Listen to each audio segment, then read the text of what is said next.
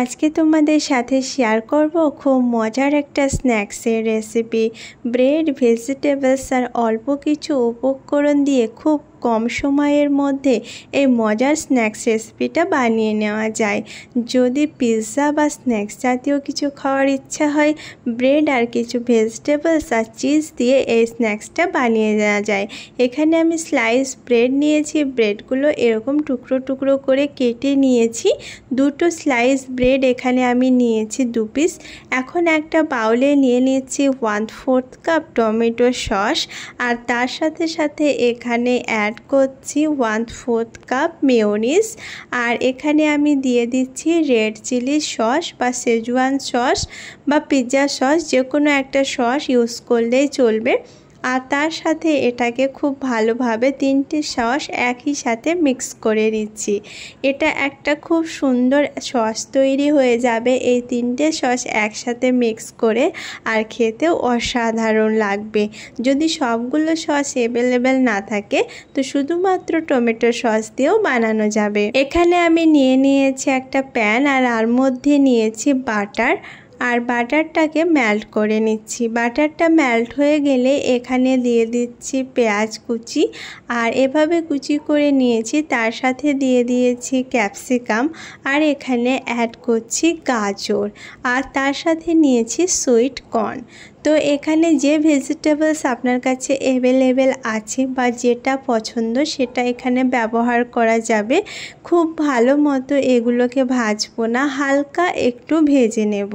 হালকা একটু সফট হয়ে আসলে এগুলোকে উঠিয়ে নিচ্ছি প্যান থেকে। খুব বেশি ভাজার প্রয়োজন নেই। এগুলোকে উঠিয়ে নিয়ে সেম প্যানে এবার দিয়ে দিচ্ছি ব্রেড। যে ব্রেডগুলো টুকরো করে কেটে রেখেছিলাম সেই ব্রেডগুলো এখন রোস্ট করে নিচ্ছি। ব্রেডগুলো দুটো সাইড খুব ভালোভাবে রোস্ট করে নিতে হবে। প্যানে যেহেতু হালকা বাটার ছিল তাই আমি বাটার ইউজ করিনি, তবে বাটার না থাকলে সেক্ষেত্রে আর 1 চামচ বাটার দিয়ে খুব ভালো মতো ব্রেডটাকে রোস্ট করে নিতে হবে।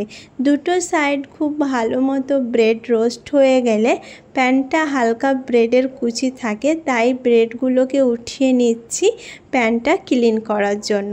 তো ব্রেডগুলো রোস্ট হয়ে গেছে আর ব্রেডগুলোকে উঠিয়ে নিচ্ছি, আর সেম প্যানটা ক্লিন করে আবারও ব্রেডগুলোকে দিয়ে দিচ্ছি। ব্রেডগুলো খুব ভালো মতো রোস্ট করেছি, অনেকটাই ক্রিপসি হয়ে গেছে। ব্রেডগুলো প্যানে দেওয়ার পরে এখানে যে সসটা বানিয়েছি সসটা উপর থেকে দিয়ে দিচ্ছি, যাতে পুরো ব্রেডটাতে সসটা কভার করে নেয়। এখন উপর দিয়ে দিচ্ছি ভেজে রাখা ভেজিটেবলসগুলো। এখানে আমি দিয়েছি যে ভেজিটেবলসগুলো পুরোটা দেব না, হাফটা দিচ্ছি। আর তখন এর উপর দিয়ে দিয়েছি মজারেলা চিজটা দিয়ে আরও বাকি যে ভেজিটেবলস আছে সেই ভেজিটেবলসগুলো পুরোটা দিয়ে দিচ্ছি। ভেজিটেবলসগুলো দেওয়ার পরে আরও উপর থেকে আরও খানিকটা চিজ দিয়ে দিচ্ছি। চিজটা দিয়ে দিচ্ছি আর তার সাথে সাথে এখানে অ্যাড করছি চিলি ফ্লেক্স আর অরিগ্যানো, সামান্য পরিমাণে লবণ, আর তারপরে এটাকে ঢাকনা দিয়ে ঢেকে রেখে দেব 5 মিনিট একেবারে লো ফ্লেমে।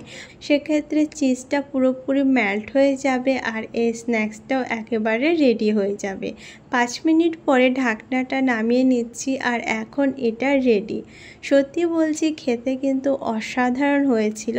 স্ন্যাক্সের যদি কোনো রেসিপি ট্রাই করতে ইচ্ছে হয় বা চিজি কিছু খাওয়ার ইচ্ছে হয়, এই রেসিপিটা একবার ট্রাই করো, আশা করছি খুব ভালো লাগবে। আজকের রেসিপি ভালো লেগে থাকলে অবশ্যই ট্রাই করো, আর এরকম মজার আর ইজি রেসিপি দেখার জন্য আমার চ্যানেলকে সাবস্ক্রাইব করো।